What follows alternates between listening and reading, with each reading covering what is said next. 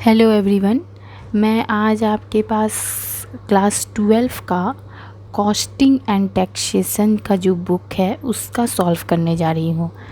अभी तक हम लोगों ने किया बासवन दत्ता अकाउंट्स करते गया। आज मुझे कमेंट आया था कि कॉस्टिंग एंड टैक्सेशन का बनाने के लिए, तो इसी वजह से मैं कॉस्टिंग एंड टैक्सेशन का ही बनाने जा रही हूँ। तो कॉस्ट से तो स्टार्टिंग होगा। कॉस्टिंग का फर्स्ट चैप्टर मैं की हूँ, कॉस्ट ऑफ मटेरियल है फर्स्ट चैप्टर। इस बुक का नाम है बासु एक नायक।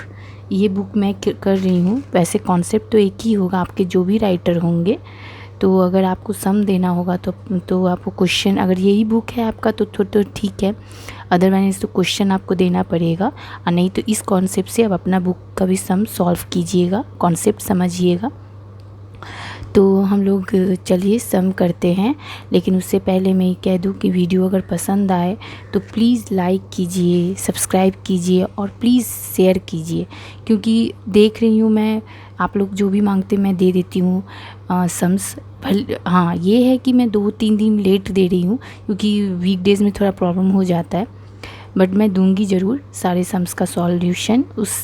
तो सब कोई देख रहे हैं लेकिन सब्सक्राइब कोई नहीं कर रहा है। शेयर करिए, प्लीज़ सब्सक्राइब कीजिए। तो चलिए हम लोग चलते हैं। कॉस्टिंग का फर्स्ट चैप्टर जो है आपका, फर्स्ट चैप्टर है आपका कॉस्ट ऑफ मटेरियल्स। ठीक है, तो कॉस्ट ऑफ मटेरियल्स ये रहा आपका फर्स्ट चैप्टर क्लास 12 का ही। इसमें मैं ये कह दूँ कि इसके वैसे कुछ बेसिक कॉन्सेप्ट्स नहीं है।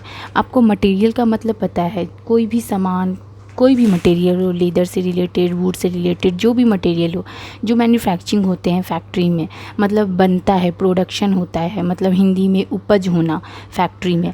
तो कितने खरीदा के मटेरियल आते हैं फैक्ट्री में और कितने मटेरियल जाते हैं यूनिट, इतना यूनिट गया, इतना यूनिट आया, तो कितना बैलेंस बचा, कितना स्टार्टिंग का पहले से बैलेंस था, यही है हमारा मटेरियल का कॉस्ट बताना।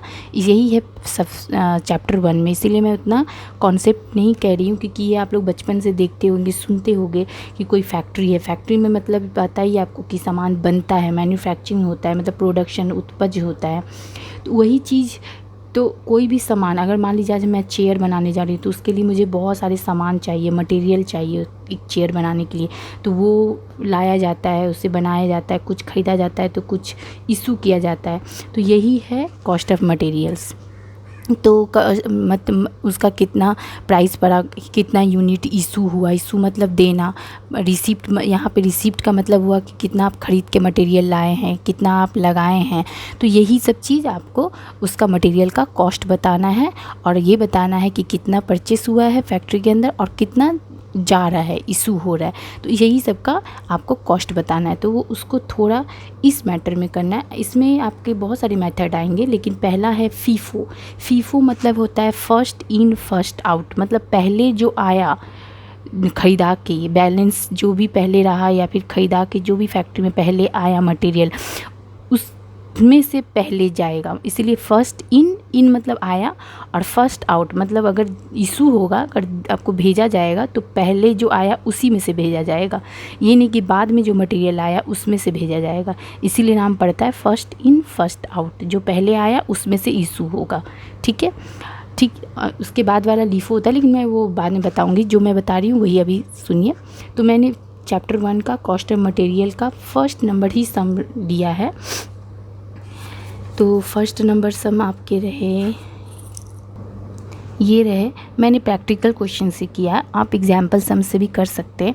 और बहुत सारे रूल्स हैं, तो जिस तरह से मैं सम्स करती जाऊंगी उस तरीके के वीडियोस में मैं उसके रूल्स कॉन्सेप्ट भी देती जाऊंगी। ठीक है, लेकिन मैं इस वीडियो में इस सम्स के लिए कोई रूल्स और कॉन्सेप्ट नहीं लिखी हूँ, जस्ट आपको थ्योरी बताई हूँ कि ये होता है। अब उस तरीके से हमें बनाना होगा। देखिए आपका फीफो बेसिस है। फीफो मतलब वही फर्स्ट इन फर्स्ट आउट, जो पहले आया सामान मटेरियल वो उसमें से पहले जाएगा। इसी को हम लोग बोलते हैं FIFO, first in first out. The accountant of moon line limited क्या है बुक्स का नाम? मूनलाइट लिमिटेड, वो किया है FIFO method follow pricing and issue, मतलब जो भी इशू करेगा परचेस करेगा उस रूल से। You are required calculate the value of stock, आपको स्टॉक का वैल्यू बताना है इस डेट में 31 मार्च 2019 में। And the value of materials, मतलब दाम बताना है, वैल्यू क्या क्या है। Consume during the month of, जो कंज्यूम हुआ मतलब लिया गया रिसीव किया गया फ्रॉम द इंफॉर्मेशन, ये सब इंफॉर्मेशन के हिसाब से इसे बनाया गया और ये आंसर्स है आपके, ठीक है।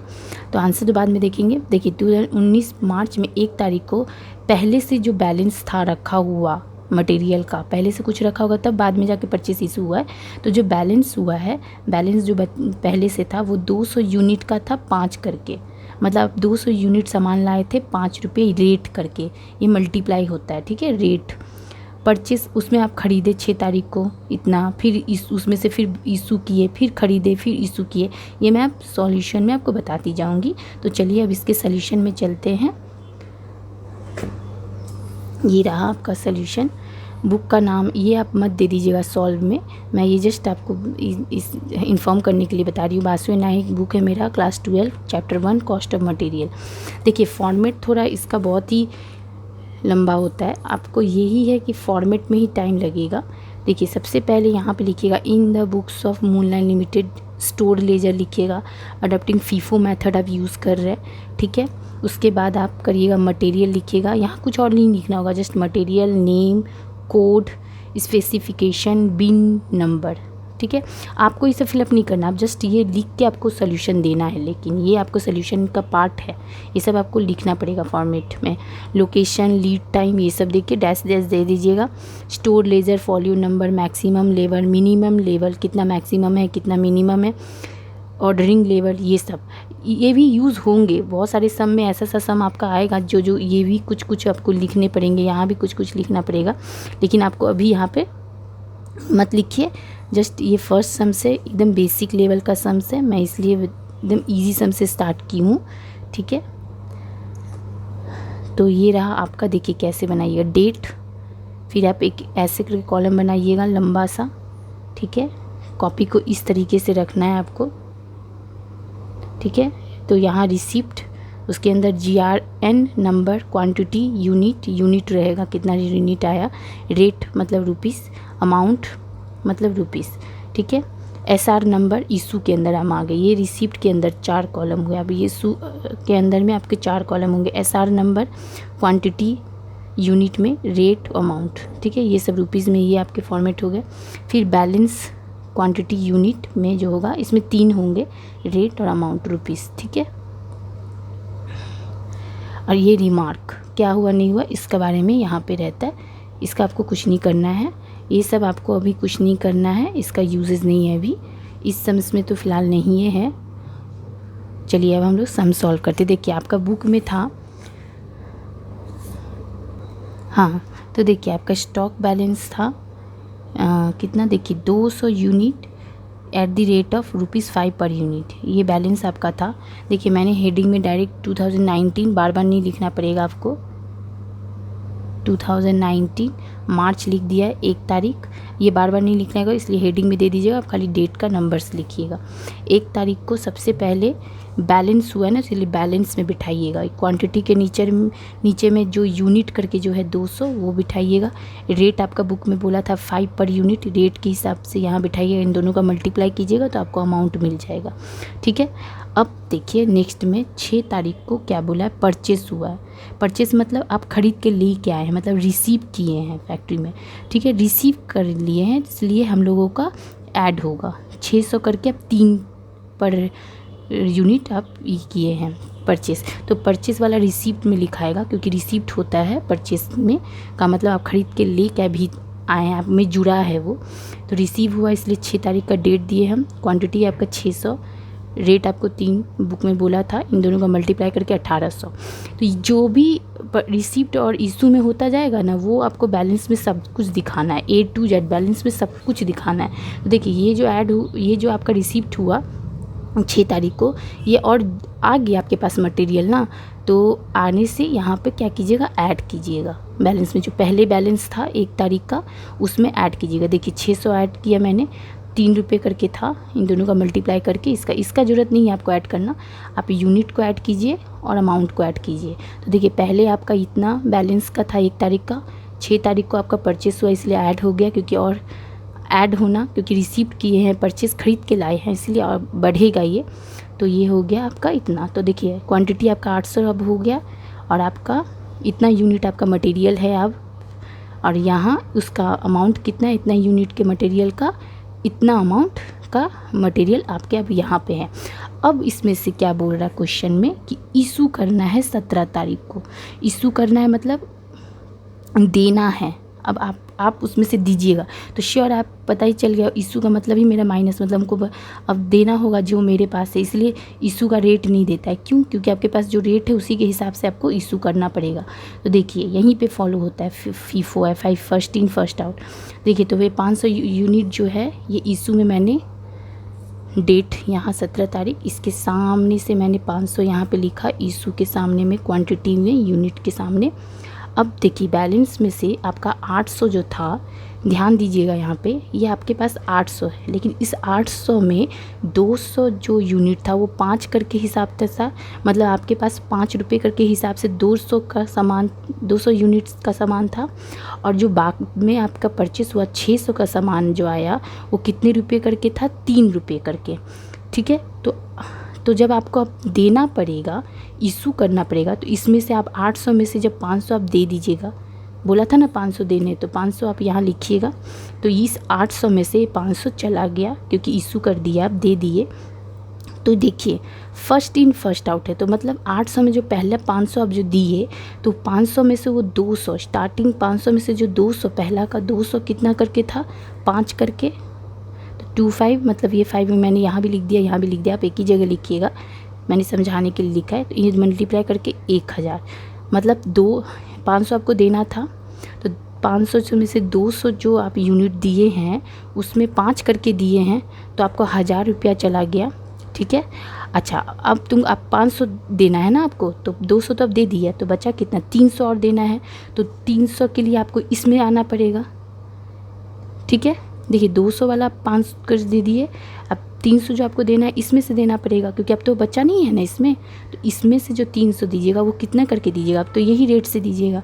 तो यही 300 मैं इसमें से दी, टोटल 800 था, 800 को तो अब तो तोड़ा हुआ है ना, 800 आपका 205 करके है और 603 करके, तो 800 में से जो 205 करके आपने दे दिया और बचा 300 देना और है। तो 300 जो देना है आपका वो कितने करके देना है, 3 करके, क्योंकि 3 करके है तो 3 ही करके आप दीजिएगा, क्योंकि आपको वही रेट पे आया था तो वही रेट से आपको देना पड़ेगा। तो ये मल्टीप्लाई करके इतना आया। तो ठीक है, अब देखिए ये 500 तो है ही, 500 आपको देना था, इन दोनों को ऐड करके टोटल मटेरियल आपके पास से कितना गया, 500 का चला गया, और तो फिर 500 करके आपने दे दिया। ध्यान दीजिए, देखिए यहीं पे आपका समझने वाला चीज़ है, ध्यान से समझिएगा। 200 यूनिट आपके पास पहले से था 5 करके बैलेंस, आपके पास और 600 का सामान है। एग्जाम्पल में समझ आइए कि मेरे पास लकड़ी आया है 200 यूनिट का, कोई भी लकड़ी या लेदर या कुछ भी, वो ₹5 करके आपका 1000 का अमाउंट है, उतना आपके पास पहले से था, और आपके पास परचेस हुआ 600 का, ₹3 करके 1800। ठीक है, अब इसमें से 800 टोटल यूनिट है हमारे पास, 2800 का अमाउंट है, और आपका इसमें दो रेट मिला हुआ है। तो जब आपको 500 आपको देना पड़ेगा, फर्स्ट इन फर्स्ट आउट का जो रूल है, मतलब पहले ये जाएगा फिर ये जाएगा। ठीक है, तो पहले जो ये जाएगा 500, हमको इस 800 में से 500 जो देना है, 500 दिए हम, इशू किए, तो अब पहले फर्स्ट इन फर्स्ट आउट में मतलब पहले इसमें से जाएगा, तो इसमें से 200 गया है 5 करके, फिर जो बचा हुआ जो था 300, मतलब 500 में से 200 चला गया तो 300 ना और देना है, तो 300 में से ये कितना रेट लीजिएगा, 3 ही लीजिएगा, क्योंकि अब तो इसका बचा ही नहीं ना, तो इसमें से लीजिएगा 3। तो आप 200 5 करके लिए, 300 3 करके लिए, देखिए 5 करके 3 करके, तो आपका 1000 इसमें, 900 इसमें मल्टीप्लाई करके, तो आपका ₹1900 का चीज़ चला गया, इशू हो गया, 500 यूनिट चला गया।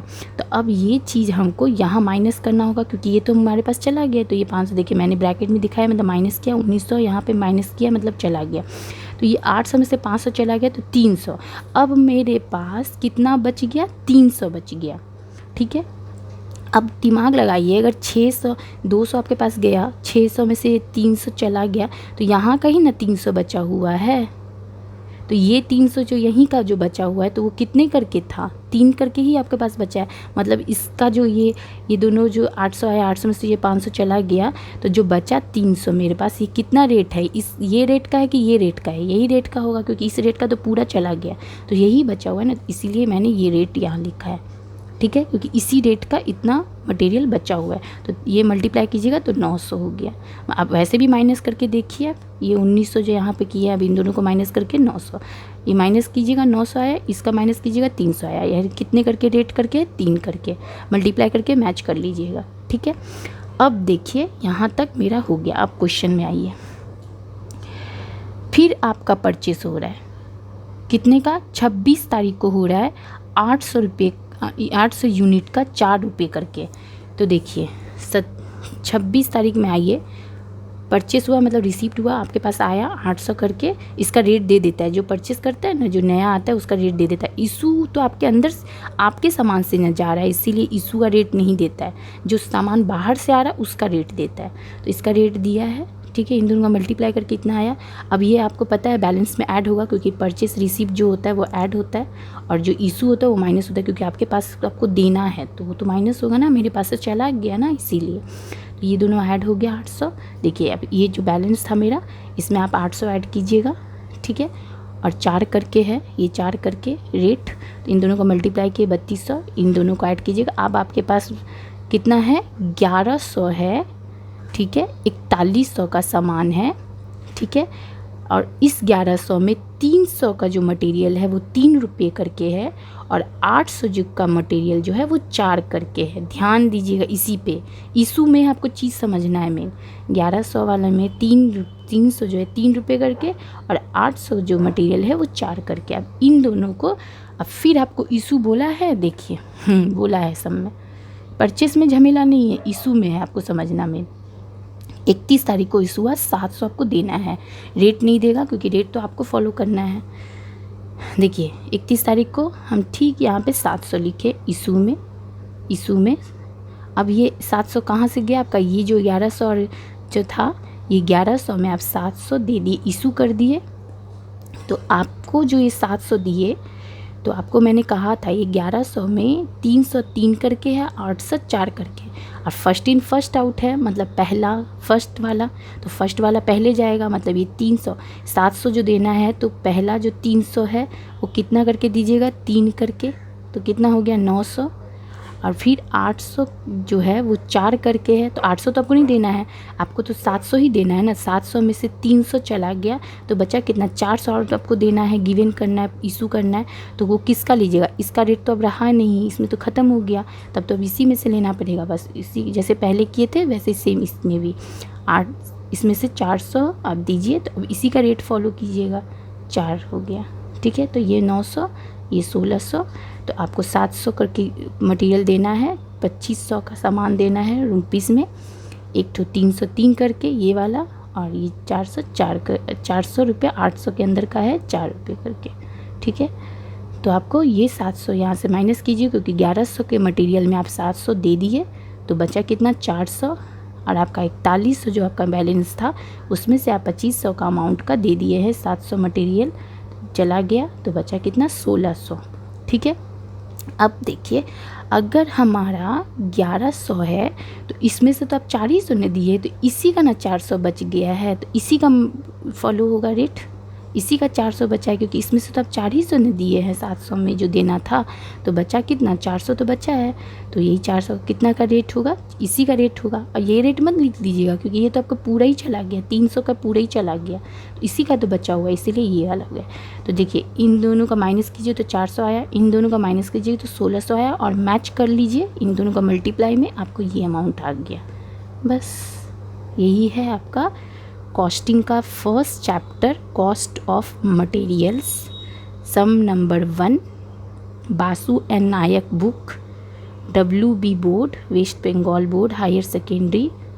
ओके, अगर मेरा वीडियो आपको पसंद आए तो प्लीज़ शेयर कीजिए, सब्सक्राइब कीजिए, और लाइक तो ज़रूर कीजिए अगर पसंद आ रहा है तो।